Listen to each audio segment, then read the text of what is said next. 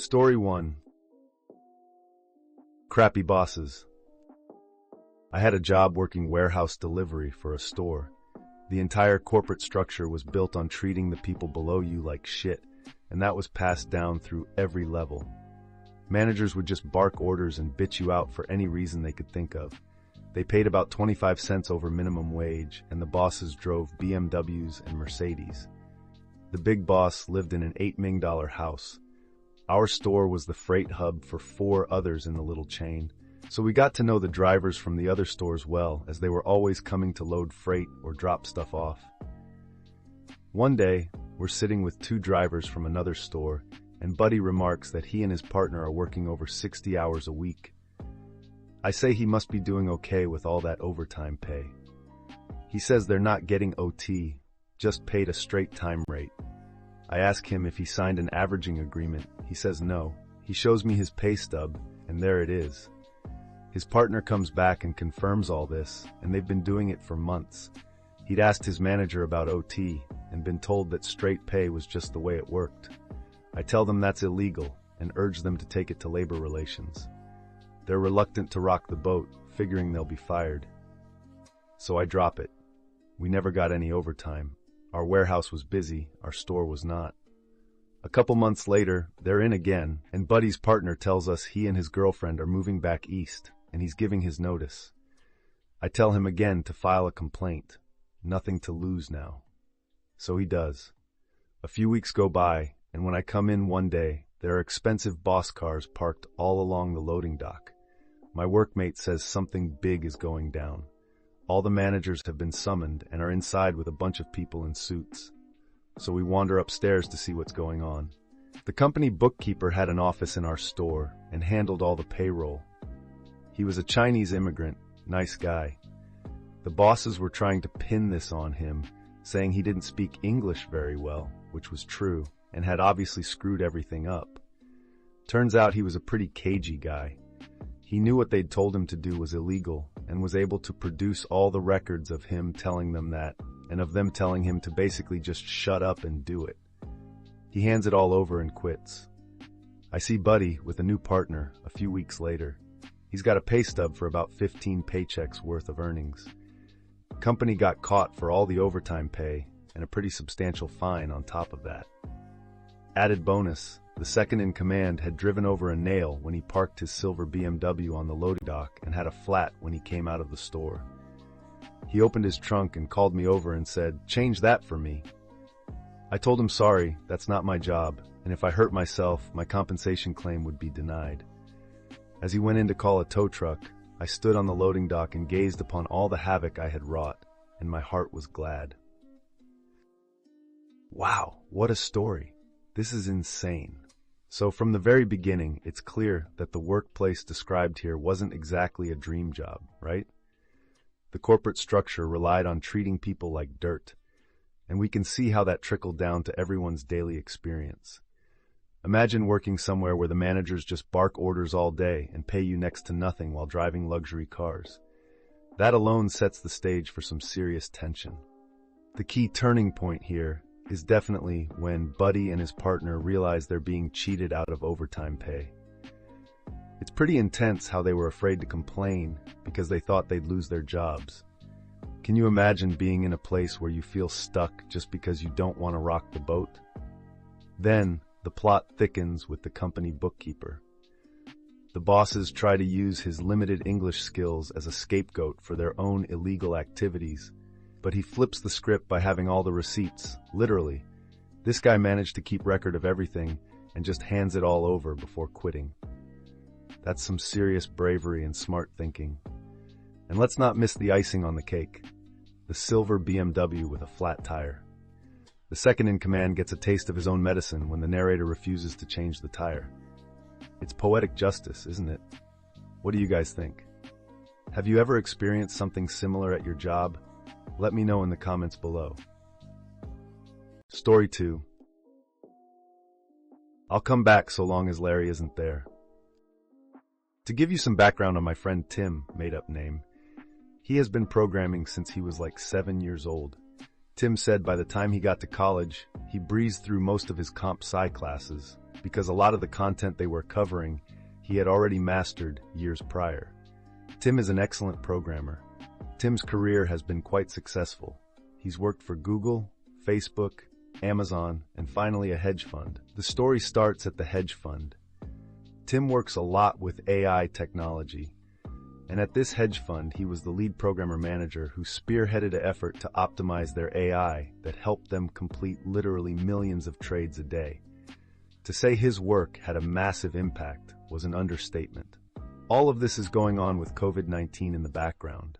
Due to COVID-19, they went to a work-from-home model, where my friend Tim kept working. During the work from home, Tim was looking around his fancy $4,500 NYC apartment and wished for things like a yard, a heated pool, a nice 3-car garage, and not living in a high-rise. It dawned on Tim that he could leave NYC. Tim moves to Michigan. So Tim moved back to his hometown in Michigan, where he bought himself a really nice home with a heated pool, a 3-car garage, a nice yard, and guess what the yard had in it? A mother-in-love suite, which was essentially a 2-bedroom, 1-bath second home on the property of his main home, which he turned into his man cave. It's actually pretty sick. Oh yay, and his mortgage payment was far less than his $4.5K a month rent. Like half. Tim spent the rest of his COVID-19 work from home, pounding out projects, etc. He never actually informed his employer on an official basis he moved, he just kept working. Then COVID-19 ended. COVID-19 is finally over. Back to the office. Or, Tim boss, Larry calls him up and goes, "All right, Tim, on Monday we are starting work back at the office." And Tim goes, "Yay, about that I moved to Michigan." Larry is shocked and goes, "You didn't even ask if you could do that?" And Tim basically said, "I didn't know I needed your permission to move," in a sarcastic as fuck way. Larry insists that Tim needs to move back to NYC or he won't have a place on the team. Tim says he's been doing the exact same work from home at a high level for the past year. He's willing to travel to NYC for a few meetings a year on his own dime, but he feels his quality of life is so much higher outside of NYC, he has no desire to live in NYC. To which Larry said, if Tim doesn't have any desire to live in NYC, then he has no desire to keep Tim employed. Now, dear Reddit, what do you think a talented senior programmer with over a decade of experience, who specializes in AI technology, is going to say to a response like that? If you're thinking he quit, you'd be absolutely right, he quit. Maintaining complex code can be hard. Now, anyone that has done any programming knows that sometimes the best person to maintain the code is the person who wrote the code.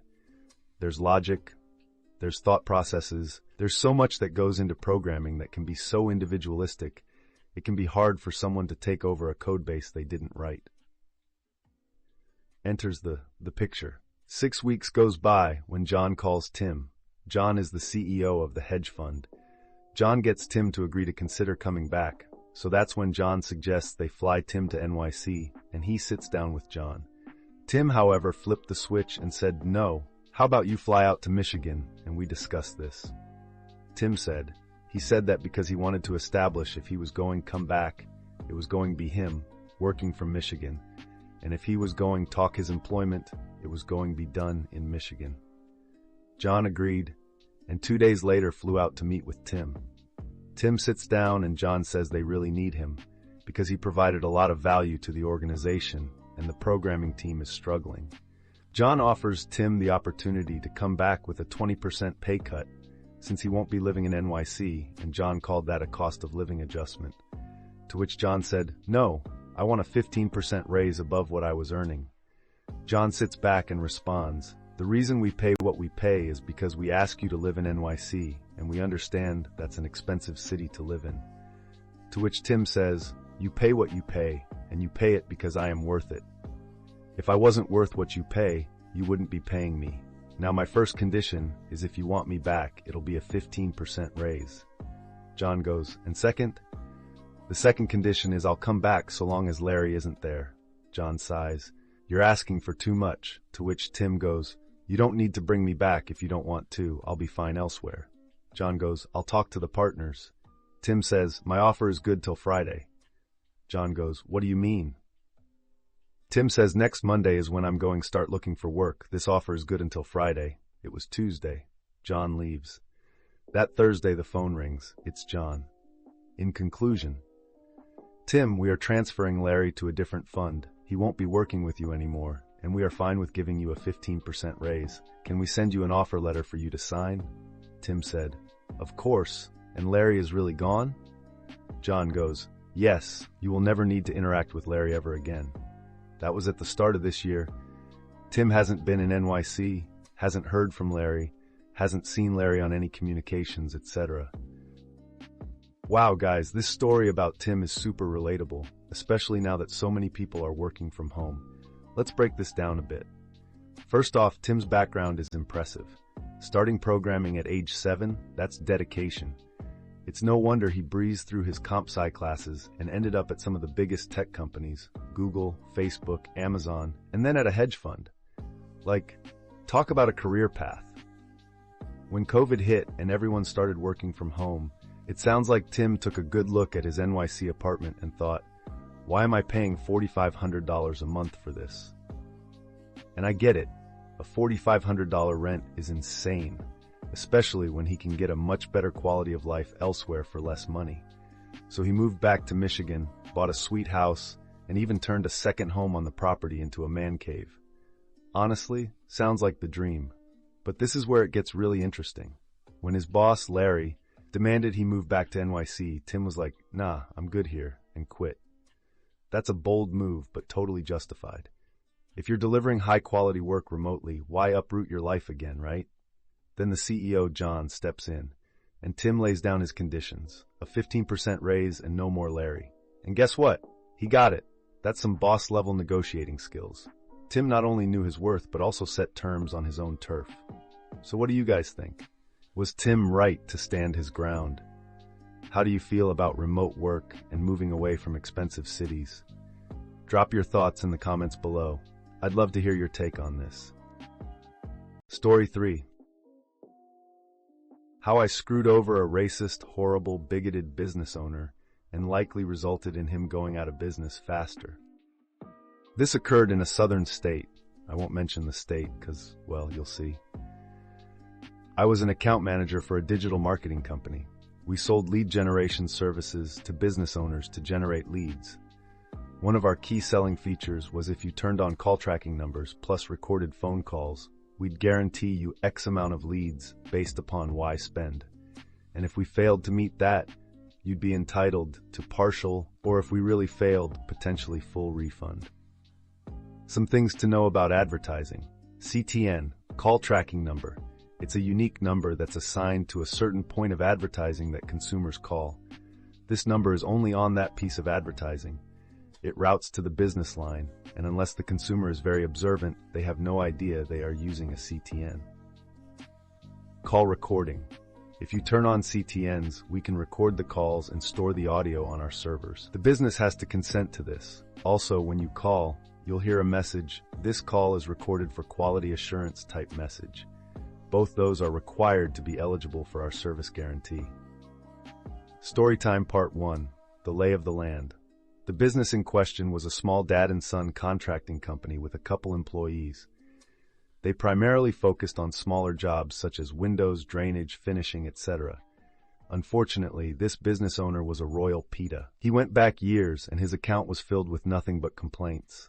Also, there was a strong suspicion that he was racist because his last account manager was black.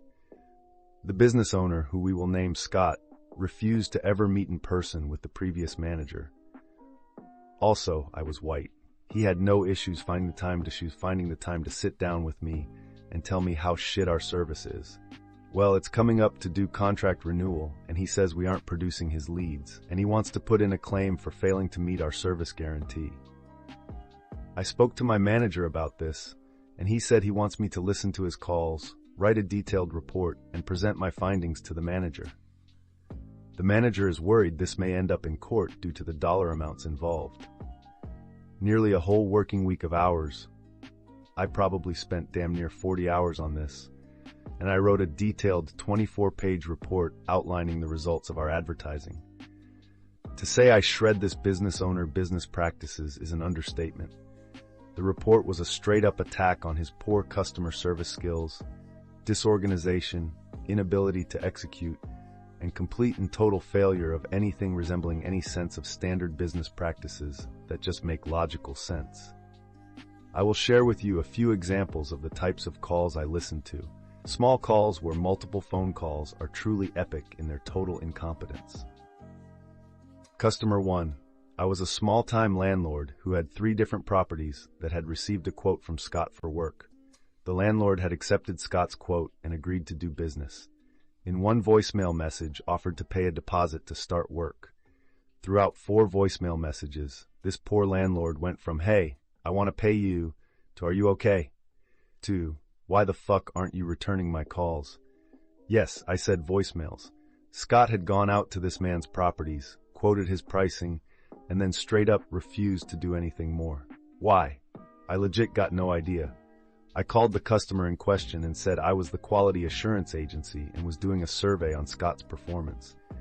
The guy ended up paying Scott's competitor about 15% more to do the work and was utterly beside himself on why Scott ignored him.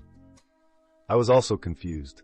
FYI, all my calls were recorded and put into the company records. Customer. This one in particular really pissed me off. Again, the public housing office called Scott to get a quote on work that involved 25 different homes.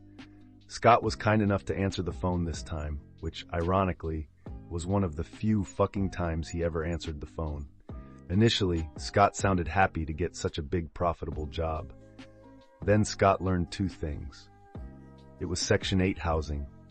It was a neighborhood that was Black Hispanic. Immediately upon learning this, Scott informed the housing office that unfortunately he's super booked, not true, and that this area is actually out of his service area, not true. The housing office was confused and was like, "So you're not interested in biting?" And Scott said, "No, I'm not," and hung up. He didn't even say goodbye. So I did a quality assurance call to the housing office, and the lady was completely confused why Scott wasn't even remotely interested in the job. Luckily for Scott, the lady didn't connect that Scott was a racist cunt, cause discrimination against a protected class is a crime.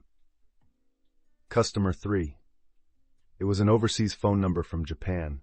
A service member stayed up late to call Scott during his business hours. This person told Scott he was deployed overseas. Still, over the weekend, someone broke into his home back in the States, where Scott operated out. He was trying to arrange for a new door.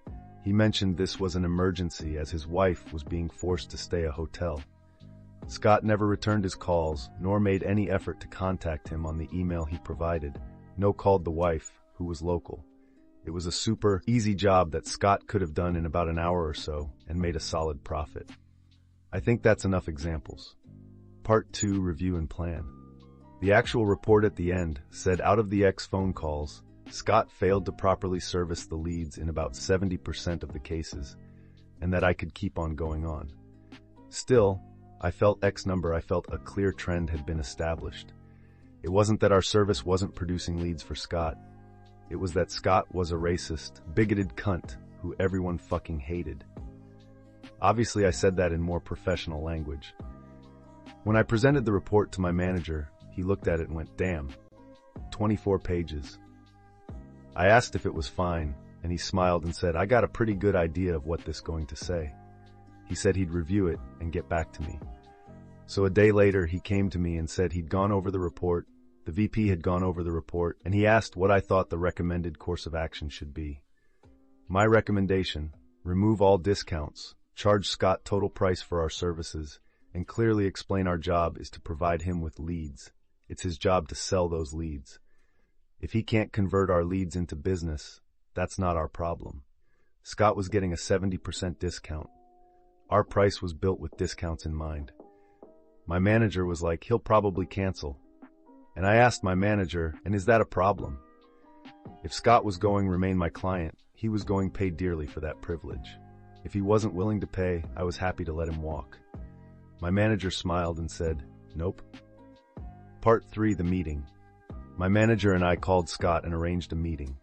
I created a PowerPoint summarizing my findings. About a 1/3 of the way, Scott gives in and tells me to get to the point.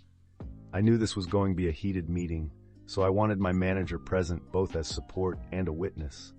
So I explained that it's our job to bring him leads. It's his job to sell them. His failure to do that is not our problem. He gets irritable and pissy, and my manager backs me up. He goes, fine, I'll renew my contract at the same rate. To which I go, yay, you see, you didn't let me get to that part. We have new pricing for you. Scott goes, lower? I go, oh no, not lower. My manager smirked. Scott asked me for the new rate. I hit him at the full rate, which was 3x what he was paying. Scott is furious with me, says I'm overcharging him, says I'm ripping him off, says I'm a horrible salesperson. He tells my manager I should be fired for treating him like this. My manager looks at me, and I had been waiting for the moment. Truth be told, I gave zero fucks what Scott thought of me. If anything, my goal was to get him to cancel. Scott, you're a challenging client. Therefore, the pricing of our service needs to reflect the challenge of providing you service, so we will be charging you our full rate. If you like, I'd be happy to go over why this ROI still makes sense based upon our past performance. This was wording I had gone over with my management before using it. My manager felt it was fine. It felt so amazing, so say those words.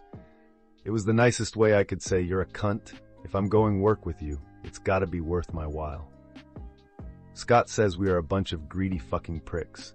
He says, I'm going cancel, to which I said, that is an outcome we have decided is acceptable if that's what you choose to do.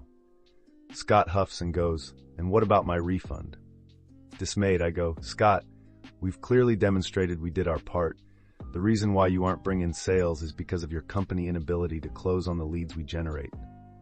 To which Scott goes, so you're saying I don't know what I'm doing? To which I say, Scott, if you agree to sign at the new rate, I'd be happy to sit down with you and help you free of charge on how to improve your sales techniques and close more your leads.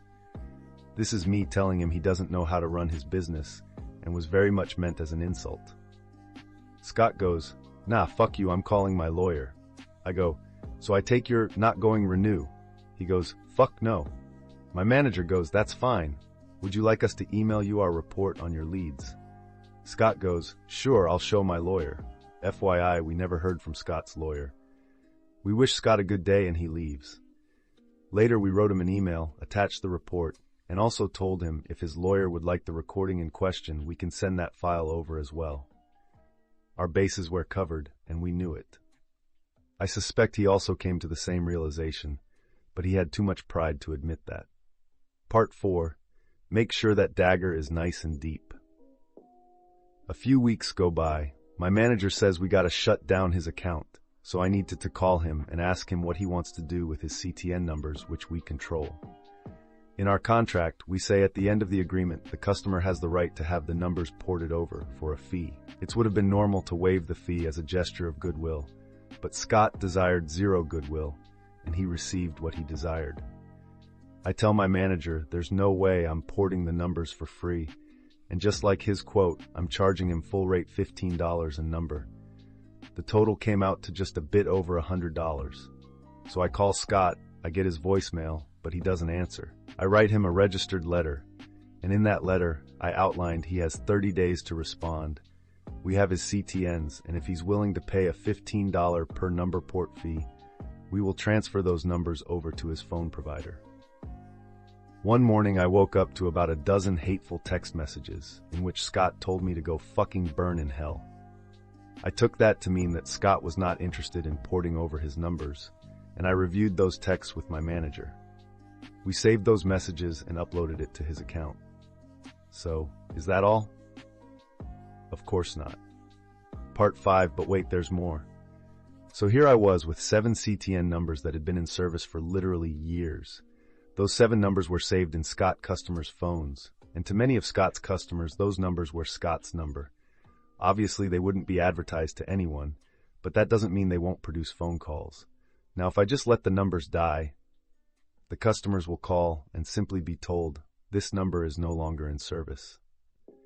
Now, I'm not entirely sure if what I did was legal, but it's been quite a few years, so I feel comfortable about introducing you to Bobby. Bobby was a Southern boy, but as much of an asshole that Scott was. Bobby was a sweetheart. His mama would bake me pies for our meetings. He was a complete joy to work with. Bobby also owned a similar business to Scotty, but Bobby's business was more advanced, did more types of jobs, and also serviced the same area. So I submitted a service request to port all of Scott's 7 CTNs to Bobby account, and I waived the fee. So all of a sudden, hundreds of Scott's customers would think they were calling Scott, but they'd get Bobby. Bobby had all his call routed to his secretary Ashley, who was an angel. Ashley was also a wickedly talented saleswoman, and I know for a fact she'd be able to take Scott's clients and convert them for Bobby. So that's what I did. I had those 7 CTNs ported over to Bobby. This did a few things that benefited nearly everyone involved. Bobby got more business. I produced more leads for Bobby, which means Bobby was comfortable with spending more money with me, which meant I made more money. Scott old customers got better service. Part 6. Capitalize on my revenge. At the next performance meeting with Bobby, Bobby was very pleased with the sudden uptick in new customers. He even asked me, "What did you do to my account?" I smiled and said, "I reviewed your account and made a few tweaks. Have you seen any improvement?" He absolutely did. He asked me, "Did this cost me anything extra?" I go, "Nope." He ended up increasing our spend with us by about 40% on additional services. I Googled Scott business about a year later. He wasn't in business anymore. Wonder why? No, my company never caught on to me porting over the numbers. I strongly suspect our legal department would not have been pleased. TLDR proved to my client I was providing value, declined his compensation, jacked his prices up, and sent his customers to his competitor, and he went out of business. Wow, so that was quite a story. Let's break this down a bit. First off, Scott sounds like a nightmare client from day one. We can all relate to dealing with someone difficult at work, right? But the level of his incompetence and outright racism is just staggering. For instance, ignoring potential high-value clients just because they're from Section 8 housing or because of their ethnicity is beyond unprofessional. It's unethical. The calls you had to listen to are mind-boggling. Missing out on a landlord ready to pay a deposit and a service member in need of urgent help. Scott clearly has no idea how to run a business. Not returning calls? In the service industry, that's pretty much a death sentence. Your report must have been thorough to end up at 24 pages. Did you guys catch that? 24 pages. That's a whole novella about how not to run a business. The meeting with Scott and how you hit him with those new full rates was just gold. Not only did you stand your ground, but you also did it with class. That's how you deal with someone who's been nothing but trouble. Porting Scott's contact numbers to Bobby, man, that's like the ultimate move. And Bobby, he seems like the polar opposite of Scott, even benefiting from that transfer. The best part? Bobby's increase in spending with your company, showing appreciation for the improved service. Scott's downfall was practically self-inflicted. So what do you guys think?